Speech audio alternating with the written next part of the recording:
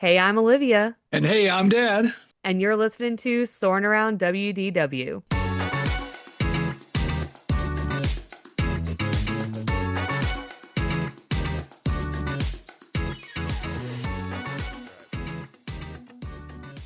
Hello, flight crew, and welcome to another fun-filled episode of Soarin' Around WDW. Today, we are heading right into spooky season with none other than the Disney villains. Halloween is my absolute favorite holiday, and the Disney villains are about as spooky as I like to get. I prefer more of the Disney type of Halloween over things like horror movies or Halloween horror nights at Universal Studios. That is legit my nightmare and what my nightmares are made of. Dad, how do you feel about Halloween, and do you like it to be more silly or more spooky? Well, I like it silly. I like it a little spooky, but I don't like somebody chasing me with a chainsaw. Yeah. Um, you know, uh, severed heads and all those crazy things that happen at Universal Studios, those kind of things. That was never my idea of Halloween anyway, even growing up. I kind of grew up with the It's a Great Pumpkin, Charlie Brown, that kind of fun Yeah. Halloween parties and just fun stuff as a kid like that. And Halloween was always kind of a big deal. Anytime you can walk around and get free candy, and dress up is pretty fun. So, but yeah, I like it. I like it silly, a little spooky, but not out of hand. Yeah, I agree. What was your favorite Halloween costume that you have ever worn?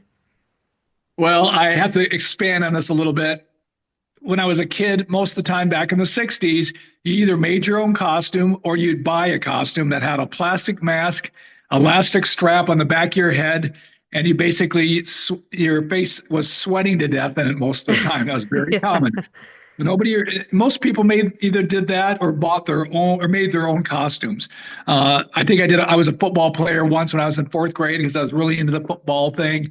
Um, but really, my favorite costumes are when I was older. And I'll give you three costumes. I know you only wanted me to say the best, but I have to go with the three of them.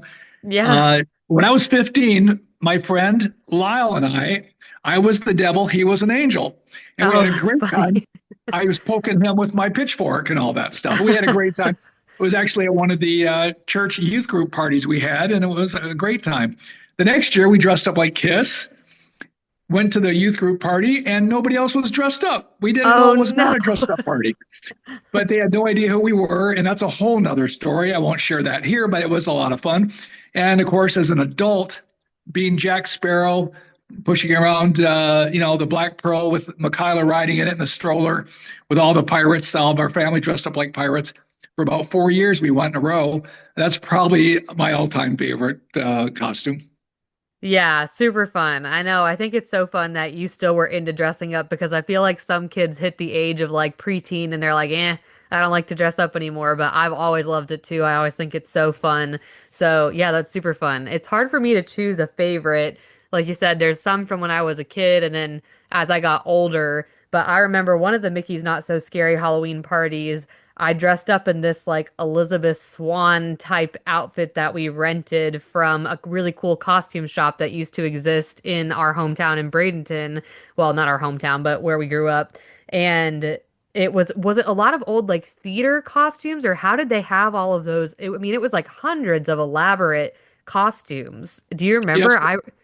yes, they bought out a theater, I think in Sarasota, and some outfits were from Tampa. But yeah, you could go in there and get, these aren't dime store costumes that you rented them for the night, and you could be just about anybody you wanted to be. It was absolutely amazing. I loved going in there and just, hey, I want to be a king, or I want to be a knight, or I want to be or whatever. And they had it, and you'd walk through Disney at the not so scary Halloween party, and you would get the looks, people taking your picture. I mean, Oh it was yeah. pretty cool stuff. Yeah, very cool. And then as an adult, it's hard for me to choose. We've always done very elaborate costumes and themes as adults and with our family but I do feel like one year that Maddie and I went to Mickey's Not So Scary, I was Rapunzel and he was Flynn Rider and we got a lot of compliments on those costumes. So that might have been my favorite as an adult, but yeah, I love Halloween. I'm all about it. So looking forward to it coming here real soon, right around the corner, really. So to start off our villains episode, Dad, who would you say is your favorite villain? And then who would you say is the most evil villain? I had to run through all the villains. There's a lot of villains in Disney movies. That's kind of the way they roll, right? Yeah. Uh, Maleficent, I guess, from the Sleeping Beauty. I think that was in 1959 that movie came out. Hmm. I thought she was great. I know they've had some live action movies about that not all that long ago, if Yeah. I remember right, that were pretty good. And who created the character and drew the character was Mark Davis of the Imagineering fame, who did a lot of things with the Haunted Mansion and stuff. So Oh, I don't think I knew that. yeah, he drew and was created by Mark Davis. So that's kind of cool. And yeah, and you asked also who was the most evil. For me, hands down, no question, Cruella de Vil. Okay. She goes around killing dogs, Yeah. right? That's pretty sick if you think about it. That's for 101 Dalmatians in 1961. I'm a dog lover. I'm an animal lover. I know you are too. So that just right there just puts it over the edge that she would do that. So she, in my mind, is the worst.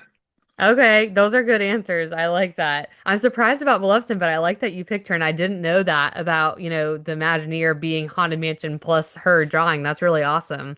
So this is hard for me. I've always said Ursula as my favorite villain. I think just because she's like kind of cheeky and funny and whatever.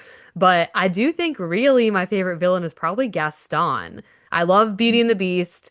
I think he's kind of funny. He's like a little bit dramatic. You roll his eyes or you roll your eyes at him a little bit. And some of the stuff he says and does. And he's not too evil. He's a little evil. He tries to kill the beast, but he's not horrible. As far as the most evil villain, I've always thought Frollo from Hunchback of Notre Dame. I'm like, he's trying to kill a baby and throw him down the well. He's like trying to burn down the city and like, set people on fire. And I mean, he is definitely evil. Rewatching that movie, you're like, wow, this is super dark. So he's probably my answer. But I did put up a poll on our Instagram and just kind of asked people, and the things that I got for top villain for favorite was Maleficent, Hades, Ursula, and Dr. Facilier from The Princess and the Frog. And when I put the poll up with those top four choices that people had sent in, and those were the ones that most people picked, Ursula won. And then for the most evil villain, this one surprised me. It was Maleficent, Cruella de Vil, Frollo, and Scar. And Scar actually won. And I kind of was like, I don't think that I've ever really like thought about it that hard, but he did murder his brother. So, I mean, I guess that's pretty evil. But yeah, it's funny that both of our picks ended up being in the top of what other people said too. So I did think that was pretty funny. But yeah, so that's kind of where things stand according to the Instagram verse in our universe of top evil and most favorite villain. So today we're going to get a little bit into the history of Disney villains, their changes over the years, and the impact of the villains on Disney itself. So first, let's briefly dive into the history, where the term originated from, and when it really first started being used in storytelling. A villain who is listed as a male or a villainess as a female are also commonly referred to as a bad guy. They're a standard character type found both in historical narratives as well as fictional works. According to the dictionary definition, a villain is described as a cruelly malicious person involved in or dedicated to wickedness or crime, a scoundrel or a character in a play, novel, or similar work who plays a key role as an evil force in the storyline. The opposite of a villain is obviously a hero. So the main function of the villain in a story is usually to act on the hero's adversary, with their motivations or evil deeds driving the plot forward. While the hero is typically associated with bravery, cleverness, and committed to justice and the greater good, the villain is usually characterized by selfishness, malice, arrogance, cruelty, and deceit. These traits lead them to behave immorally and often stand in opposition to or seek to corrupt the concept of justice. So, this is kind of the definition of what a villain should be. So the origins of the term villain, it really comes from the Anglo-French and Old French villain, derived from the late Latin villainus, meaning a farm worker or someone bound to a villa's land. Over time, the term evolved into villain, referring to a low-born, unchivalrous person. As societal views equated poor manners with poor morals, villain came to describe someone wicked or criminal, and the term was also influenced by the word vile, meaning morally repugnant or worthless. So there were obviously a lot of villains in classic literature, and in early literature, the concept of a villain wasn't always super clear cut. Moral ambiguity was common, and the hero and villain lines were often blurred. However, some characters like Grendel from Beowulf were clearly evil, but Shakespeare created complex villains like Shylock, who is sympathetic, and Iago, who is purely malicious. His portrayals were sometimes shaped by political bias, as seen of his negative description of Richard III. There also were a lot of villains, obviously, in things like folk and fairy tales. The Russian folklorist Vladimir Prop identified the villain as one of 8 key story roles. Common villain functions include things like initiating harm to the hero or the family, engaging in conflict with the hero, pursuing the hero after a confrontation, and villains can also serve other roles like the false hero, someone who pretends to be a hero but then is exposed, or a dispatcher, which is a character who sends the hero on a quest with hidden motives. Villainous roles can even be passed down like a relative of a slain monster, continuing the villain's legacy. There also are villain archetypes like folk and fairy tales use these themes like a false donor who pretends to help the hero but offers a deceptive deal. This to me immediately sounded like Ursula from The Little Mermaid. Dad, do you have any other thoughts as to who you would say fits this false donor category that you could think of? Well, I'm gonna think a little bit. I don't know because does Gaston drop in that category a little bit? Comes across Maybe. really, comes across kind of nice, and he's always flirting with Belle, right, and wants Yeah. to marry her and all this. And then when he finds out kind of that she's got something going on with the Beast or whatever's going on there, Yeah. so there's a little bit of that going on there. I think there's probably a couple others, but that one kind of comes to mind. And even the way that he acts with her dad, like he kind of butters him up and then turns on him in the end, Sure. locks him up for being crazy. So yeah, that I feel like that could fit. And then the devil archetype, which is most makes tempting offers openly, often leading to destructive consequences. The first and most obvious choice here is Hades from Hercules. I also thought about Dr. Facilier from The Princess and the Frog, but can you think of any others that might fit this wheelhouse? I think of Fantasia, the Oh, long yeah. movie that has, I forget the name of the character. I should remember. Chernabog. Yes. And that's Yeah. basically they say is Satan. So that's kind of like the devil. Yeah, that's true. Yeah, that's true. He would definitely fit that description for sure. And then the beast archetype is like a powerful destructive force driven by instinct rather than reason. Here I put maybe Chernabog from Fantasia. Trying to think of other like powerful destructive force type villains from Disney movies. I couldn't really come up with anybody else in that category. And then authority figure, a corrupt ruler or leader seeking more power, often undone by their own arrogance. So who would you give that one to, Dad? Well, I know you're talking about Frollo and Jafar a little bit, and I agree with that, but I'm thinking of Pocahontas, Oh yeah, Governor the Radcliffe. Governor Radcliffe, right? That's a good He was one. definitely an authority figure, and I've seen that movie 7,000 times with you and Oh Regan. yeah. And those 90s Disney movies when we were up in Michigan, we watched a lot of those movies that were big. Beauty and the Beast, and of course, Lion King and Pocahontas. Those are the ones that come to mind that we watched over and over again. So, but they're all great movies. Yeah, that's a good one. I didn't even think. I feel like he's kind of a forgotten about villain a little bit. Like he's not in very much. I mean, he was in, which we'll get into Phantasmic here in a little bit, but originally that whole scene with Pocahontas in Phantasmic, he was in that for like a little bit. But yeah, I do feel like he gets forgotten. So that's a good one. And then a traitor, so a deceptive figure who betrays the hero, often for self-preservation or gain. This, I would say, for me, the first person that came to mind was Hans from Frozen, where he kind of sweetens up Anna to try to get on her good side to eventually get the throne. But can you think of another villain who would fit this? I know this sounds maybe strange, but I think of Cinderella and I think of the stepsisters Oh, yeah. to some degree. Yeah. And maybe even the stepmom a little bit, Lady Well, the Tremaine. stepmom was bad news too, but I'm thinking that whole family was trouble. But Yeah.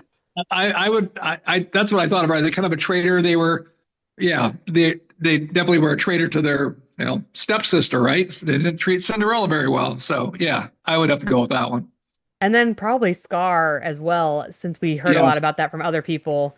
Scar would be a pretty popular one for this category too. So these archetypes kind of help move the story forward and also shape the hero's journey as well. And Disney's history with the villains. So in 1925, Walt Disney created Pete as an antagonist for the Alice comedies, with Pete later becoming an antagonist of Mickey Mouse, obviously, and his friends, and the first Disney villain really to be created by Walt Disney. I mean, Pete's still around even in Mickey Mouse Clubhouse today. He's always the guy getting into trouble, taking people's candy and being mean for no reason. So he's still around even today. And in 1937, Disney released Snow White and the Seven Dwarfs, which featured the evil queen as the main antagonist. Since then, Disney has produced many animated films with villains inspired by these classic fairy tales, and these characters have become central to the Disney brand, forming a major part of the Disney villains franchise. Disney villains also proved their mark in cinematic history when the American Film Institute named the evil queen from Snow White and the Seven Dwarfs as the 10th greatest movie villain of all time. Other Disney villains on AFI's list were unseen hunters from Bambi and Cruella de Vil from 101 Dalmatians. AFI did not rely on Disney's classification of who qualified as a villain, but really actually used their own definition, which was a villain is defined as a character whose wickedness of mind, selfishness of character, and will to power are sometimes masked by beauty, nobility, while others may rage unmasked. They can be horribly evil or grandiosely funny, but are ultimately tragic. So that definitely fits. They're not always all super evil, killing puppies. Sometimes it's a little bit more hidden than that. Some other Disney villains who got a nomination for this AFI award were Maleficent from Sleeping Beauty, Ursula from Little Mermaid, Lady Tremaine from Cinderella, and Stromboli from Pinocchio, who's another one that I feel like we forget about a lot, not as common of a Disney villain that comes up. So the official Disney villains lineup, there's a list online that I had seen of the 13 primary villains, and then the others were kind of listed as more minor villains. But the 13 primary villains were listed as the Evil Queen from Snow White, Chernabog from Fantasia, the Queen of Hearts from Alice in Wonderland, Captain Hook from Peter Pan, Maleficent from Sleeping Beauty, Cruella de Vil from 101 Dalmatians, Ursula from The Little Mermaid, Gaston from Beauty and the Beast, Jafar from Aladdin, Oogie Boogie from Nightmare Before Christmas, Scar from The Lion King, Hades from Hercules, and Dr. Facilier from The Princess and the Frog. Do you agree with these being the major villains, Dad, or who do you think is missing from this list? Well, I'm looking at the list and some of the ones that I picked earlier on here. I don't. There's probably some others, but I think it's a pretty good list. I'm pretty good with it. How do you feel about it? Yeah, I feel like these are mostly the major villains. Like some of the other people that we listed are villains, but maybe not as well known, like, Governor Radcliffe and people like that that are not quite as major to the story. I mean, they are important, but they're definitely not as memorable as these other villains listed here. So I do agree that this is a pretty good list. I was surprised to see Oogie Boogie from Nightmare Before Christmas. That could just be because I'm not a huge, Tim Burton fan. He's fine. It's not my thing. But I was glad that they included Dr. Facilier from Princess and the Frog because he's definitely a creepy villain. He's up there for sure. And then moving over into Disney villains in the parks. So, kind of talking more about how the villains have made their mark at Walt Disney World and Disneyland, as well as parks overseas. But special events and villains in the actual parks, there's a lot of different things that are offered now that didn't used to be. So, one of our favorite things is Mickey's Not So Scary Halloween Party. And then on the other coast, they now have the Oogie Boogie Bash. There's villain-themed parades, shows, and meet and greets at both events. People wait in lines for hours to meet not only the traditional characters like princesses and heroes, but also the villains. And the Boo to You song kind of talks about it's good to be bad. And, they're dancing around. There's all these villains in the parade. Oogie Boogie Bash, which is hosted at Disney's California Adventure and started happening a couple of years ago when they nixed Mickey's Not So Scary over at Disneyland. The tickets for this event now range from $139 to $199 per guest, depending on the date, with the highest price obviously being on Halloween night. For example, in early August or less popular dates, the cost might be lower, like 139, while the prime dates closer to Halloween go up to about $200, a little less than that. The official party time for this event is 6 o'clock to 11 p.m. There is this early entry that's at 3 o'clock, so 3 hours before the event, and so ticket holders can get in as early as that time. Mickey's Not So Scary now ranges from $119 to $229 plus tax, depending on the date. And the early dates start in August, which begin at the lower rate, while peak nights, especially late October, reach up to almost $230. And annual pass holders and Disney Vacation Club members do get a $10, wow, that's a great discount on select nights in August and September. The official party time is 7 p.m. to midnight, but guests can enter about 3 hours before the event started. So, Dad, I know we've been frequent attendees of this event in the last 20 years. So, what are your thoughts? I know we could probably do a whole episode of your thoughts on Mickey's Not So Scary, but what are your thoughts about Mickey's Not So Scary and how do you feel like it was the last time you went versus when we used to go in the beginning when we first moved to Florida? When we first went, for me, it was super cool because here I am, an adult with my kids, and we're going to get dressed up and not just go there. We all got dressed up as a family. And to me, that's half the fun of it, right? Yeah. And we're in Disney World. We're at the Magic Kingdom at the time, one of my favorite places to vacation or go. It's like, wow. So it was really special. It was not overcrowded. I remember we could just about walk on just about any attraction, maybe 5 minute wait, maybe, Yeah. because they didn't oversell it. Now, the last time we went was about 5 years ago. We dressed up in our pirate garb one more time. And I took Michaela and Doreen and I went, and we all dressed up. And it was so overcrowded. And it just keeps getting more and more expensive too, which is big surprise, right? I mean, I guess that's just Right. at Disney. It just happened every year. The ticket prices go up. Everything just keeps going up. But it's almost to the point now where it's starting to price people out. They just can't justify going anymore because it's too expensive and it's too crowded because they just oversold it. We had to wait in line many times for quite a while to get on just regular attractions.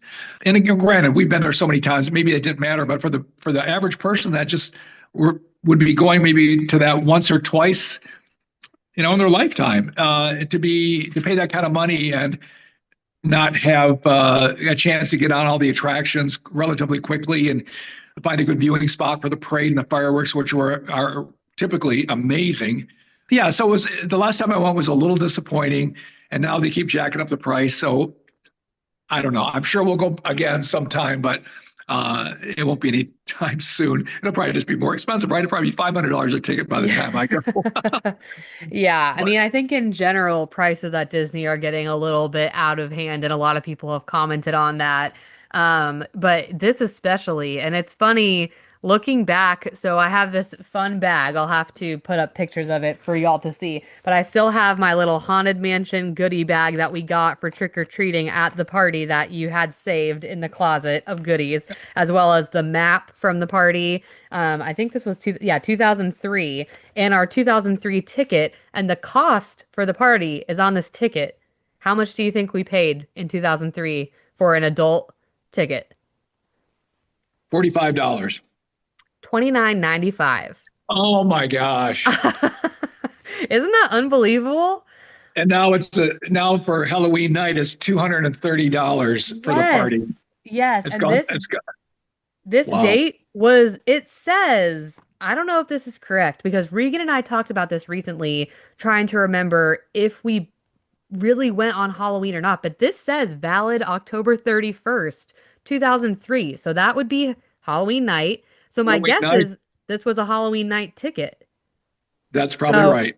That's crazy. So if you're talking about, oh yeah, inflation exists, whatever, when I Google what $30 should cost in 2025, it says 52.82. So it's wild. Do I think I mean, of course they're going to increase more than that, but I do remember when Maddie and I were in college and we would go by ourselves, we were like, I don't even know, in our early 20s, maybe even before we turned 20, and we paid $50 a ticket. And that was reasonable. But now, in the last few times that we've gone, we haven't paid $230. We usually go in September when it's a little bit more reasonable as far as the cost. But I mean, yeah, it's crazy how much more expensive it is. So it's funny to look at a Halloween night ticket 20 years ago was 29.95. And it was just as good. I mean, I really think the parade is pretty much the same. The shows, the fireworks, they didn't have the projections. They might maybe didn't have so many character meet and greets or special treats, but like they still had the candy. They still had maybe even more candy spots. Don't you think they had more back in the day versus the last time you went? Stops for candy, or do you think they've increased that?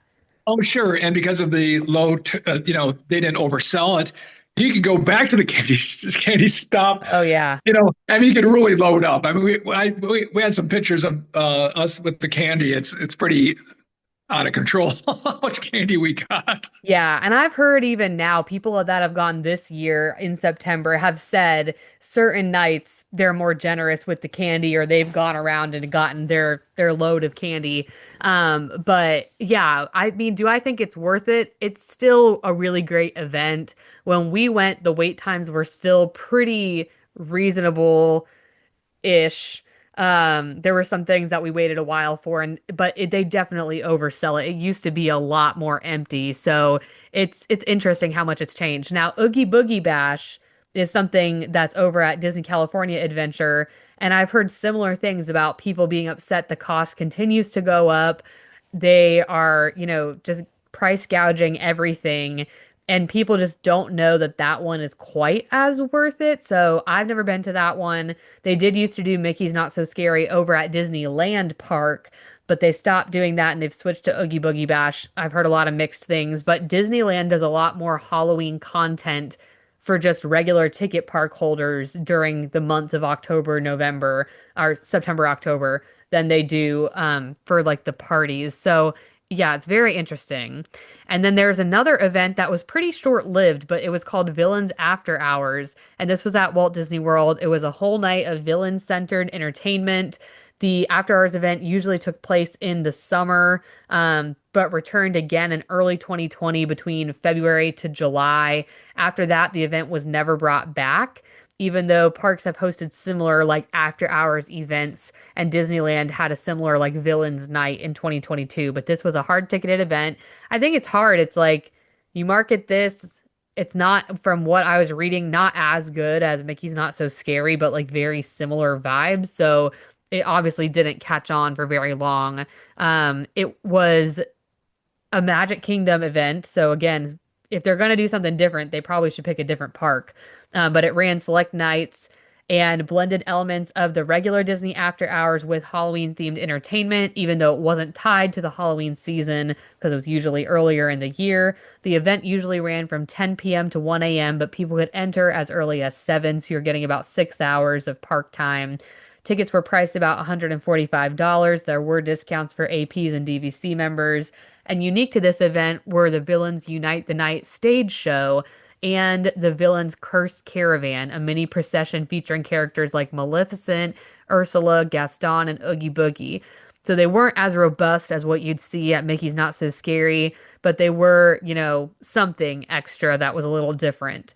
There were also villain themed ride overlays on attractions like Space Mountain. It said there was a villains overlay on Pirates. I don't ever remember what that was, along with unlimited ice cream, popcorn, and bottled drinks. So instead of candy, you got these other things, which is a nice perk if you're going to be in the parks. But how much ice cream, popcorn, and bottled drinks can you drink in one sitting? The biggest selling point of this was the ability to do a full day's worth of attractions in just a few hours because the attendance was so low. Even though the entertainment added value, short lines were definitely the main appeal for most people. And unfortunately, it just hasn't returned. It's one of the more popular lost limited time offerings at Walt Disney World. But I have to say, I mean, there's so many extended evening hour type things. I don't know that villains being tied to it was necessarily necessary. Like, I don't know that that would make me want to buy a ticket just because it was like villains themed. What do you think, Dad? No, I always got a kick out of all the characters like Mickey and all wearing their Halloween costumes. Oh, yeah. You know, they're not obviously they're not villains, you know. So, but to have that mix of some villains with some of the characters that you just didn't see very often, wandering around the park or doing meet and greets or whatever, I thought that was much better. The whole villains idea is cool, and I don't know maybe you're going to talk about the villains land thing coming up that they're going to try and do, which would be I think would be really cool to do. I guess I've never.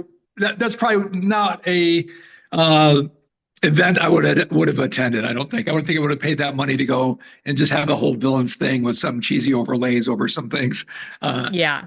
Yeah, after Mickey's not so scary and doing it so many times, which is actually really well done, Yeah. I'd definitely stick with that. I agree. Yeah, if I'm going to spend my money, that's where I'm going to put it for any kind of after hours thing. And then we move over to Phantasmic, which obviously features Maleficent, the Evil Queen, Ursula, and more. Arguably the best nighttime show, at least in my opinion, in all of Walt Disney World.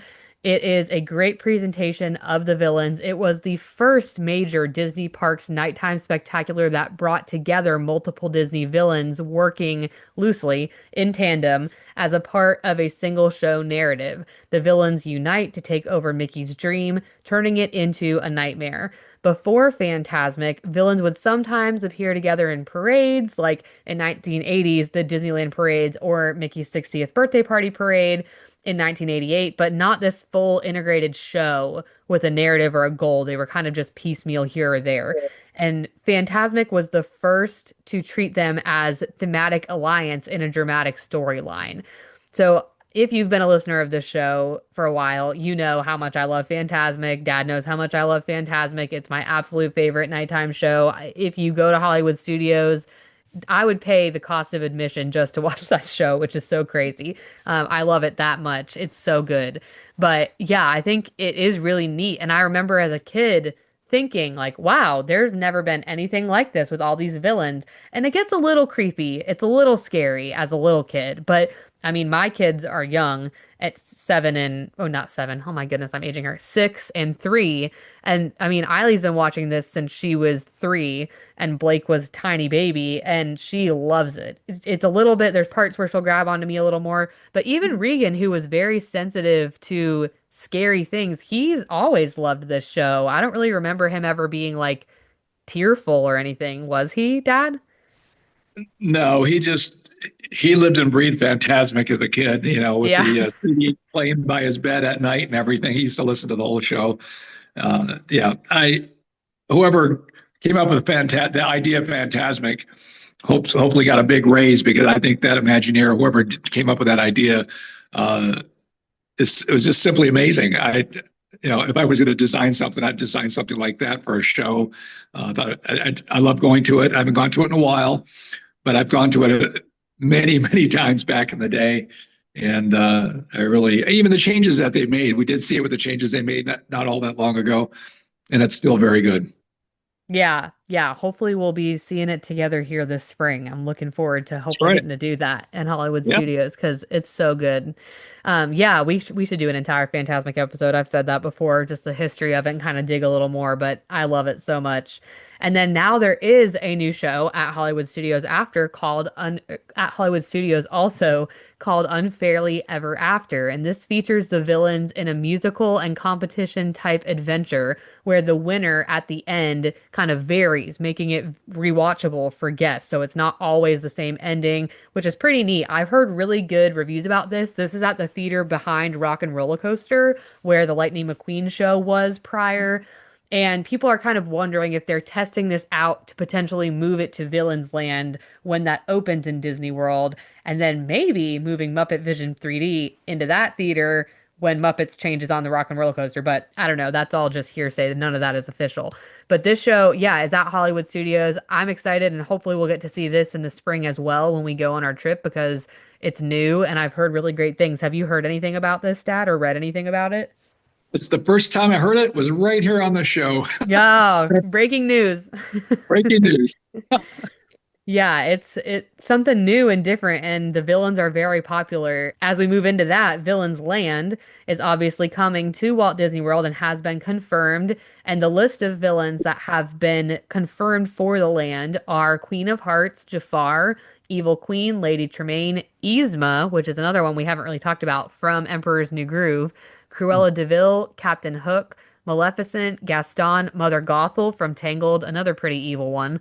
Ursula, Hades, Chernabog, and the Maleficent Dragon. A notable one that I noticed was not on this list when this got announced, and we talked about this in a news episode a few months ago, is Scar is not on the list, which really surprised me, especially because he's such a big villain in many other ways throughout the parks. But yeah, these are all the villains that are confirmed that will be coming in some way, shape, or form to Villains Land.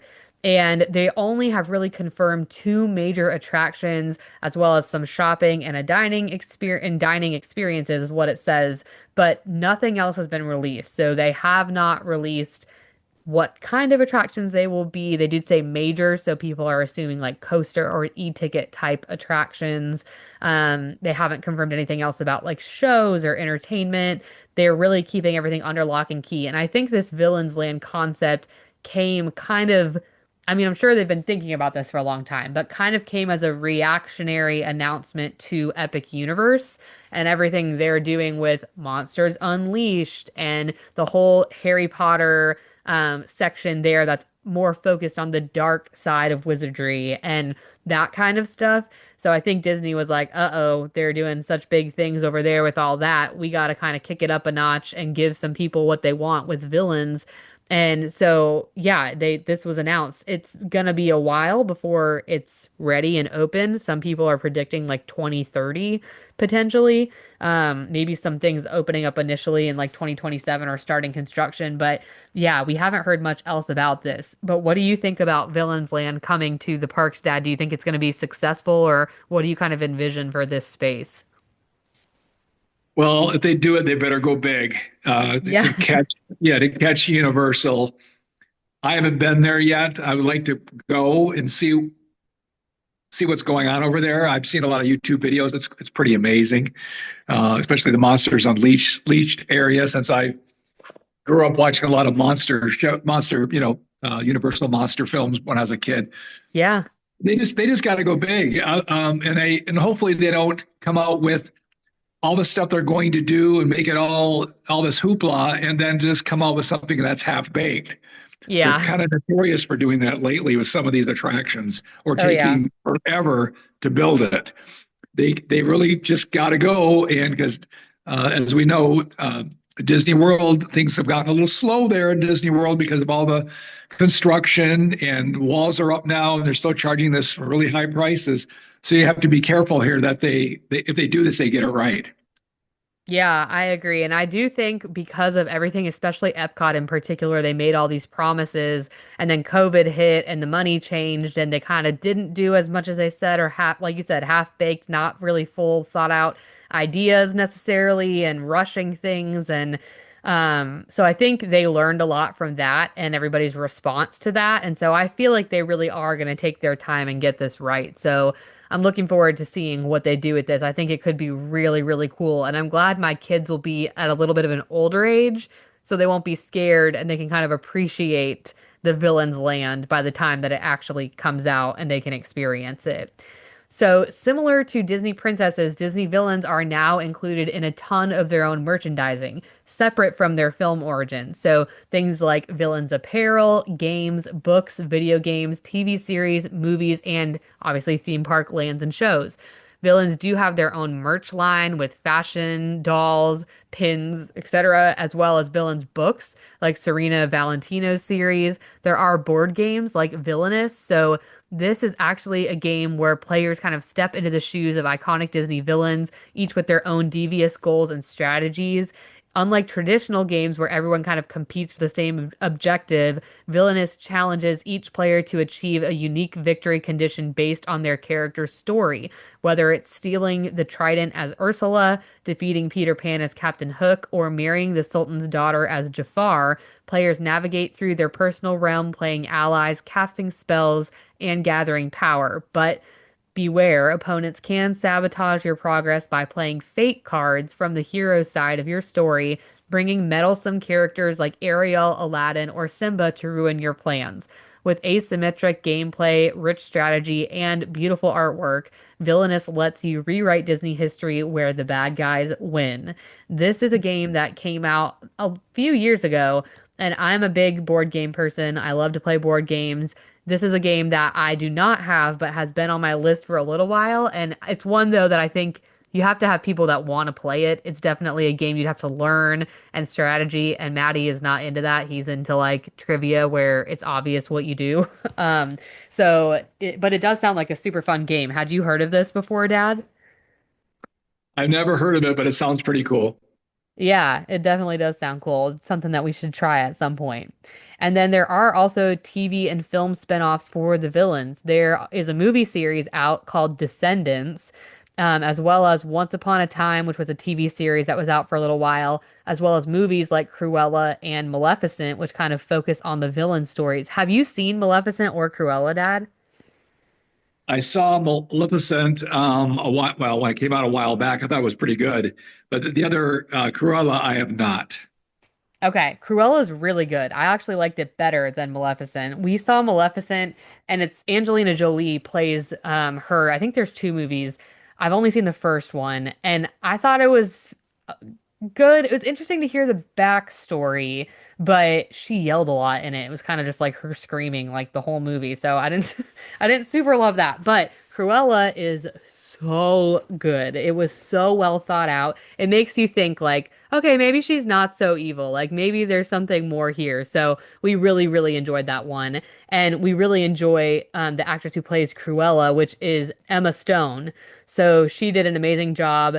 Emma Thompson is also in that movie, so great cast. I definitely recommend that. Descendants is a Disney Channel movie that came out a few years ago. Let me look up what year did that come out?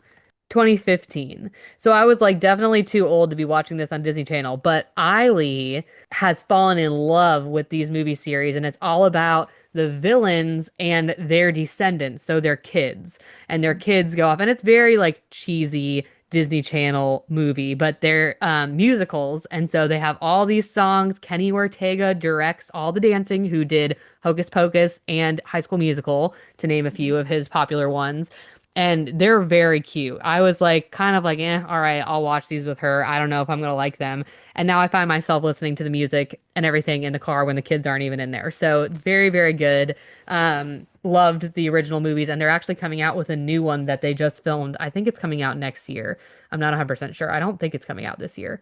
But yeah, so definitely a lot of different spin-offs and things they've done with these villain stories and characters.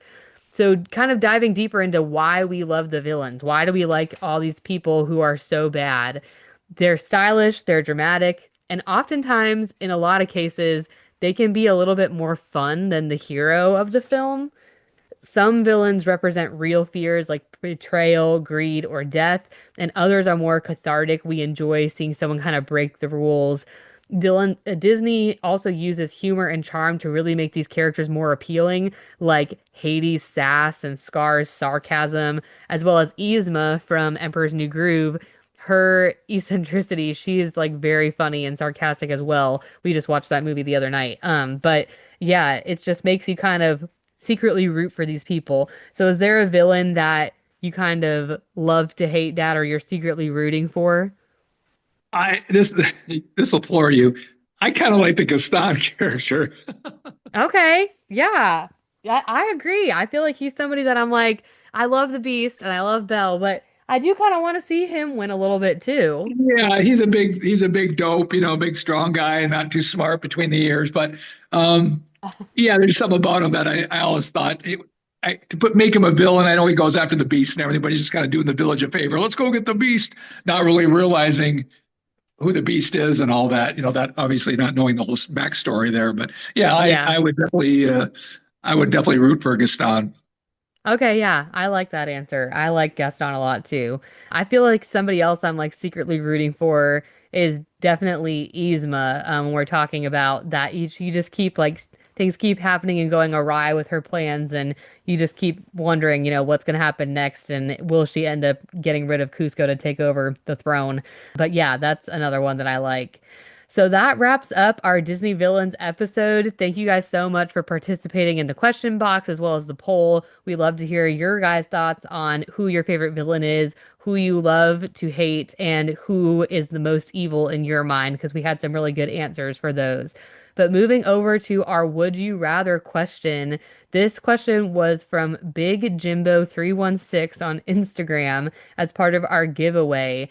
And his question for us was, would you rather travel to Disney World back on opening day, which was, we're recording this on October 1st, so October 1st, 1971, or would you rather travel 54 years in the future to 2079 and be at Disney World? What would you say, Dad? This is a good question. Well, if I went back to 1971, I would be around. I would be 11 years old. Yeah. And I was actually there in 1973 at 13 years old. So it would be neat to see the park in its infancy with all the trees not growing up too much and half the attractions not even there. If Yeah. you've seen some early Disney, 8 millimeter movies on YouTube, and they're all over YouTube. It's amazing what's not there. That's Yeah. there now. So yeah, in the future, that doesn't excite me so much. Going back, especially at my age, I guess I would like to go back. Yeah, that's definitely a good answer. I know I have a hard time picking because I was obviously not around in 71, but if I could have been, that would be really, really neat to get to see that. So we are going to wrap up for tonight, but thank you guys so much for listening. Let us know again what you think about the Disney villains, what you're excited for most in Villains Land, or whatever else you want to share. We appreciate you guys sharing, or tell us what your favorite Halloween memory is. Have you been to Mickey's Not So Scary or Oogie Boogie Bash? Would you recommend them? We definitely would recommend Mickey's Not So Scary, even with the price hikes. Hopefully, those will slow down here for a little bit. But thank you guys so much again for joining us, and we hope you have a great week. See you next week. Hey, thanks so much for listening. If you enjoyed today's episode, be sure to give us a follow on Instagram at Soarin Around WDW Pod, where we share fun reels, throwback photos, and dive into our old versus new debates. If you're listening on YouTube, don't forget to like, subscribe, and drop a comment. And for our Spotify listeners, a follow and a 5-star review would mean the world. If you're listening on Apple, hit that 5-star button and leave us a written review as well. Thanks again for joining us. See you next time.